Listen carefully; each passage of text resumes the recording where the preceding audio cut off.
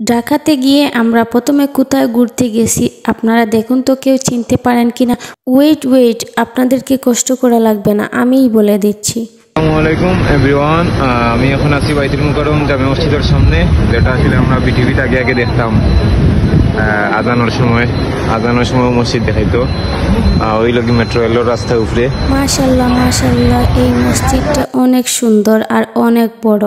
আমি আমার লাইফের প্রথম এই মসজিদটা দেখছি সরাসরি, আর আগে বিটিভিত আজান যখন হইতো তখন আমরা এখন আমরা এই মসজিদের পাশে একটা ফ্লাইওভার ছিল, তো ফ্লাইওভারে উঠে আমি ভিডিও করতেছিলাম, আর এখান থেকে দেখতে অনেক ভালো লাগতেছিল। মসজিদটা অনেক কাছ থেকে দেখা যাচ্ছিল। আর এখন আমি হাত দিয়ে কি দেখাচ্ছিলাম, মানে মসজিদের মিনার না কি যেন বলে ওইটা দেখা যাচ্ছিল, তো আমি আমার হাজব্যান্ডকে দেখাচ্ছিলাম। আর এখান থেকে গেট দেখা যাচ্ছিল ভিতরে ঢুকার জন্য, তো ওরা দুজন নেমে যাচ্ছে, ভিতরে ঢুকবে, ভিতরে গিয়ে দেখবে। তো আমি তো মহিলা মানুষ, এখানে ঢুকতে পারবো না, তাই আমি বাইরে থেকে ভিডিও করতেছিলাম, আর ওরা দুজন ভিতরে ঢুকে গেছে।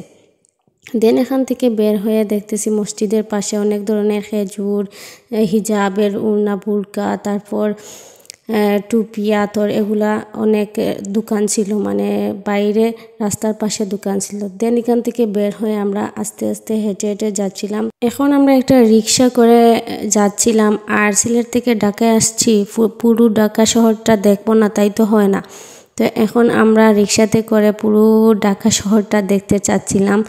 আর এই তো এখন আসি ঢাকা বিশ্ববিদ্যালয়ের ওই দিকে রোড দিয়ে যাচ্ছিলাম, আর এখানে শহীদ মিনার দেখা যাচ্ছিল, তো একটু করে ভিডিও করে নিলাম। আর দুই পাশে ঢাকা বিশ্ববিদ্যালয়ের ভবনগুলো ছিল, তো আমি তো আর চিনি না কোন জায়গায় কি, এখানে লেখা দেখছিলাম যে ঢাকা বিশ্ববিদ্যালয়।